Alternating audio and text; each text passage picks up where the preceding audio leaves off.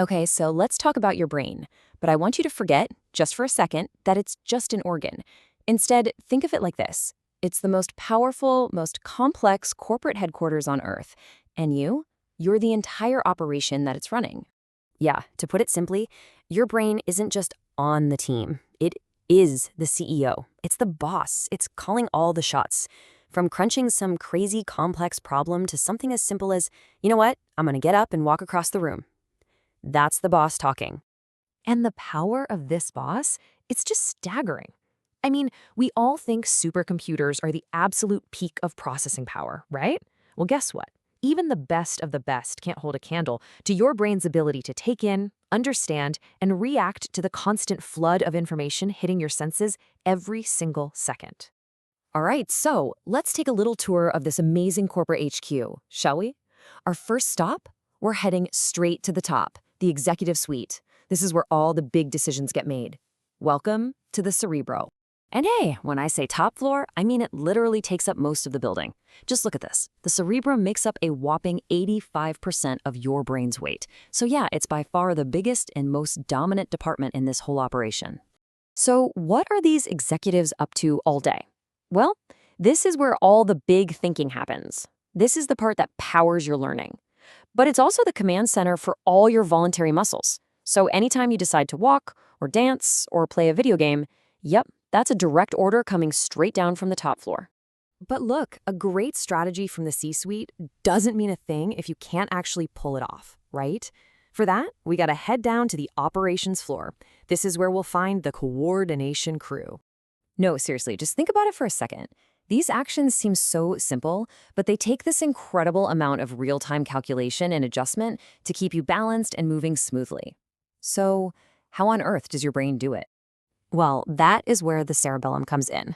This part of your brain is the absolute master of coordination. It takes those big commands from the executive suite and fine-tunes them, regulating your motor movements and making sure you maintain your balance.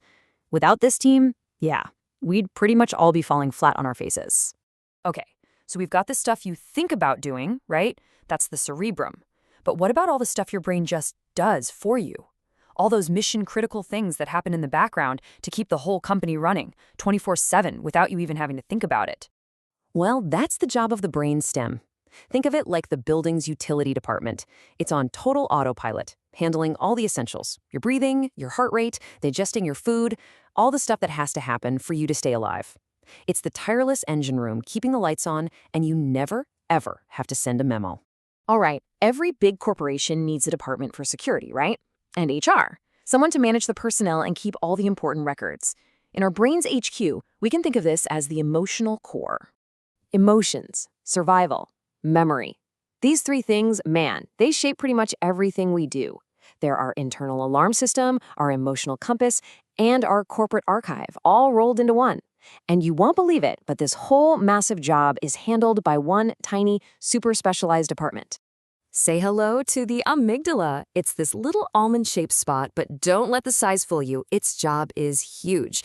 It's responsible for your emotions, your survival instincts, and even for storing important memories of events.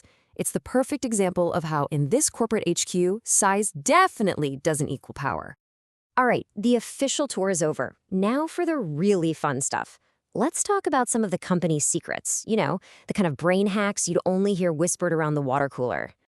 First up, did you have any idea your brain is basically a tiny power plant? Seriously. Right now, as you're listening to me, your brain is generating between 12 and 25 watts of electricity. That's literally enough juice to power a low-voltage LED light. How cool is that? Okay, here's another one for you. You know that feeling when you're just stuck on a difficult problem? Like you're staring at it and your brain just feels completely frozen.